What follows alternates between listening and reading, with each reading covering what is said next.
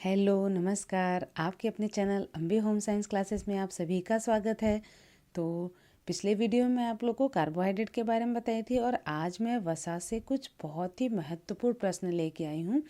और ये प्रश्न जो है कक्षा 6 से लेके 12 तक के लिए तो इम्पॉर्टेंट है ही। उसके बाद भी जो भी बच्चियाँ बीए कर रही हैं, एमए कर रही हैं या फिर टीजीटी पीजीटी या फिर जीआईसी प्रवक्ता नेट जीआरएस की तैयारी कर रही हैं, उन सभी के लिए ये बहुत ही महत्वपूर्ण है।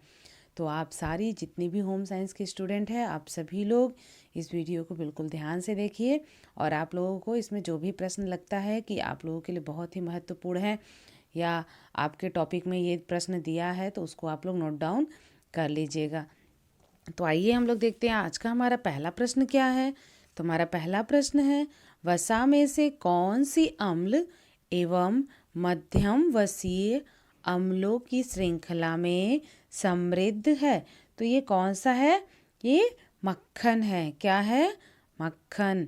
दूसरा प्रश्न है, आहार में संतृप्त वसा उच्चता किन विकारों में से किससे संबद्ध हो सकती है?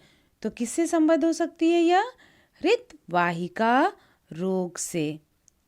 तीसरा प्रश्न है, स्टेरॉयड में एक चक्र वलय होता है जो कहलाता है, क्या कहलाता है? ये पेटेनो पर हाइड्रोफिनेथ्रिन कहलाता है।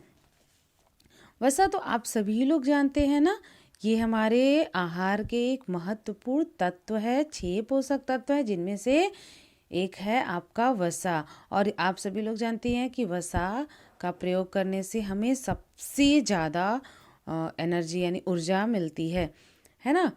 और आजकल के तो लोग वसा से बहुत ज़्यादा अपने आप को दूर रख रहे हैं, क्योंकि वसा से क्या होता है, शरीर में फैट यानी फैट की मात्रा बढ़ती है। नेक्स्ट क्वेश्चन देखिए, वसा में से कौन सा स्वस्थ वसा माना जाता है?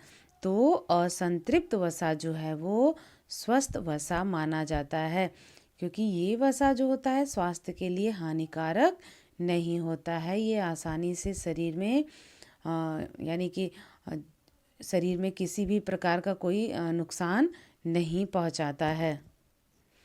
पांचवा प्रश्न है, शाकाहारी आहार में सामान्यतः कमी होती है। तो शाकाहारी में सामान्यतः किसकी हम कमी होती है? तो इसमें होती है संतृप्त वसीय अम्ल की। और यहाँ पे है आपका वसा में से कौन सा स्वस्थ वसा माना जाता है? तो असंतृप्त वसा ही स्वस्थ माना जाता है, ठीक है।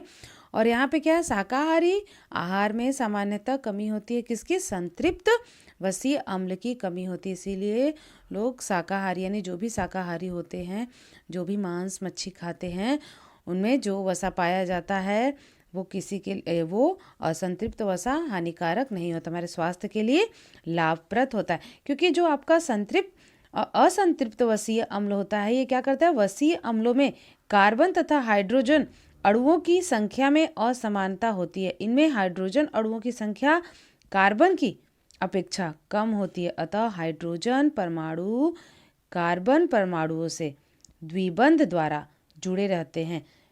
किन्हीं किन्हीं वसीय अम्लों में तो 2 या 2 से अधिक भी द्विबंध होते हैं। और असंतृप्त वसीय अम्ल मुख्यतः 2 प्रकार के होते हैं, मोनो असंतृप्त वसीय अम्ल और दूसरा है आपका पॉली असंतृप्त वसीय अम्ल, ठीक है। तो अभी समझ में आ गया आपको, शाकाहारी आहार में संतृप्त वसीय अम्ल की कमी होती है।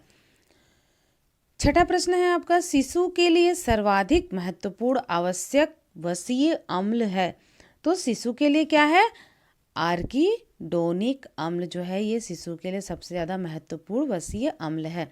सातवां प्रश्न है, वसा के पाचन के लिए कौन सा एंजाइम आवश्यक है? तो वसा के पाचन के लिए लाइपेज आवश्यक है। वसा के पाचन से क्या मतलब है? ये जो लाइपेज होता है ये एक एंजाइम है और ये एक आवश्यक एंजाइम है। वसा या लिपिड शरीर को ऊर्जा प्रदान करने वाला पोषक तत्व है। आप सबको पता है कि वसा जो है वो एक पोषक तत्व है, यानी वसा या फिर लिपिड, वसा का ही दूसरा नाम है लिपिड। ये प्रकृति में स्वतंत्र रूप से विद्यमान है। प्राणियों में एडिपोस यानी वसीय ऊतकों में, वनस्पति में और अनाजों में तिलहन आदि के रूप में वसा पाया जाता है। तो ये सब यानी वनस्पति में क्या कहते हैं, हमारी प्रकृति में वनस्पति में स्वतंत्र रूप से विद्यमान रहता है। और लिपिड यानी कि वसा जो होता है ये शारीरिक संरचना का एक आवश्यक भाग है।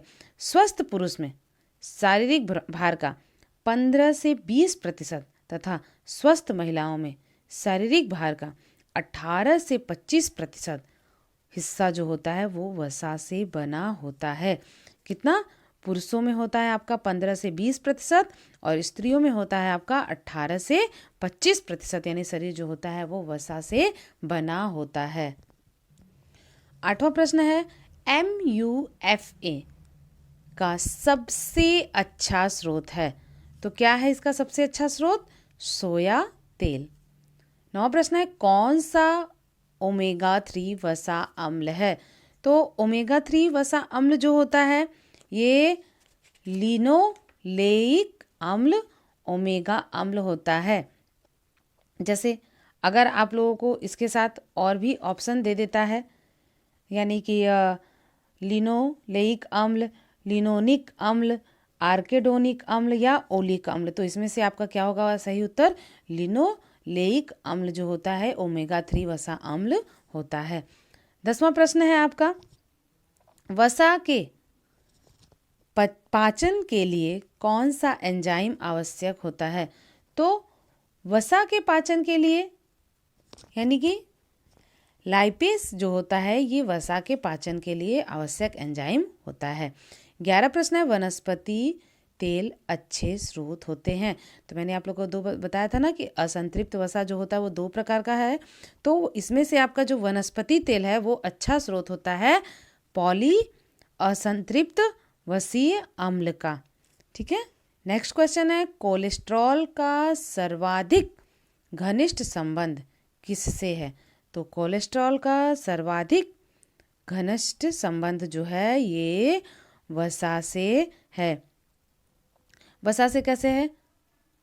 वसा और कोलेस्ट्रॉल दोनों अलग अलग प्रकार के लिपिड्स हैं, यानी दोनों अलग अलग प्रकार की वसा है जो जल में अघुलनशील कार्बनिक पदार्थ है।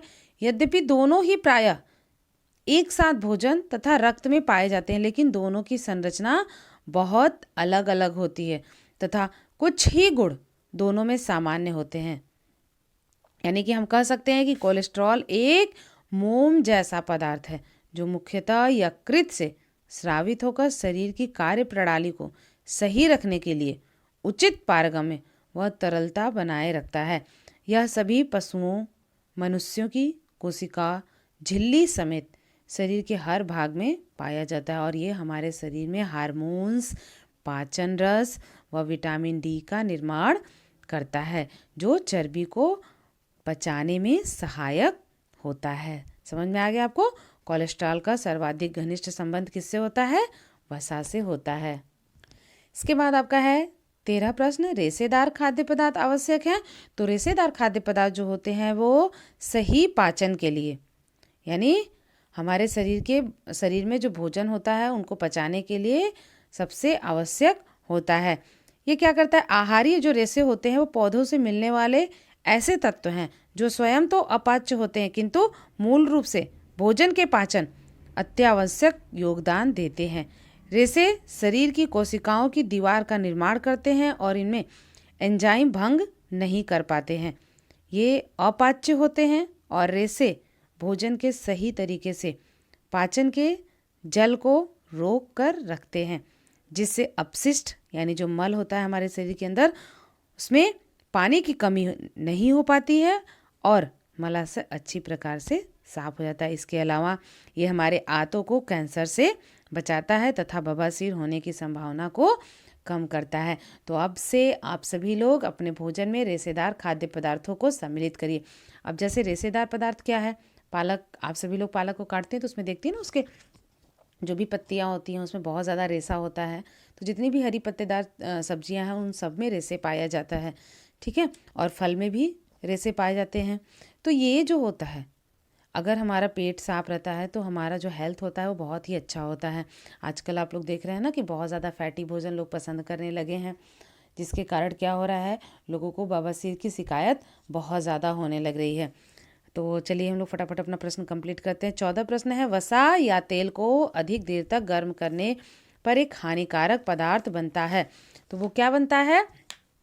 एक्रोलीन। जो एक्रोलीन होता है ये हमारे हेल्थ के लिए बहुत ही हानिकारक होता है। आप सभी लोग देखते हैं ना, सबको समोसा पसंद है, लेकिन आपने कभी देखा है कि समोसे का जो समोसा जहाँ छनता है वो तेल कितनी बार गर्म होता है और कितनी बार वो ठंडा होता है? तो उसमें कौन सा आपका हानिकारक पदार्थ हो जाता है? एक्रोलीन हानिकारक पदार्थ जो है वो उसमें प्रवेश कर जाता है।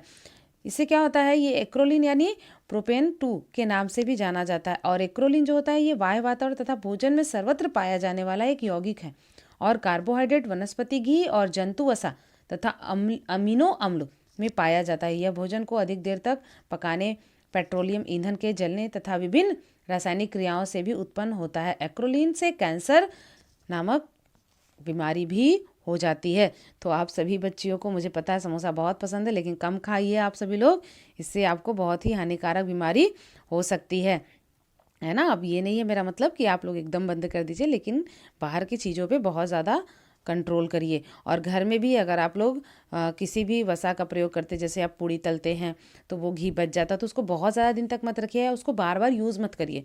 एक बार आपने पूड़ी तला तो उतना ही कढ़ाई में तेल डालिए जितने की आपको ज़रूरत है, बहुत ज़्यादा यूज़ करने की ज़रूरत नहीं है। अगर आपने यूज़ किया है तो उसे जल्दी ही ख़त्म कर दीजिए, क्योंकि उसको रखना भी उचित नहीं है और उसको ज़्यादा बार बार गर्म करना भी आपके लिए, हेल्थ के लिए हानिकारक है। आज का हमारा आखिरी प्रश्न है, वसा को पचाने के लिए आवश्यक एंजाइम लाइपेज पाया जाता है। तो यह कहाँ पाया जाता है?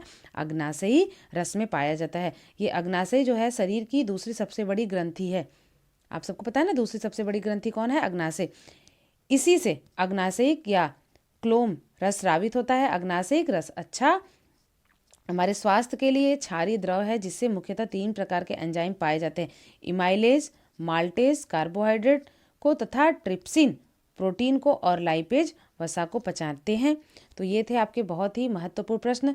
अब आप सभी से मैं अलविदा कहना चाहती हूँ। जाने का मन तो नहीं करता है, लेकिन आप सभी को बाय बाय।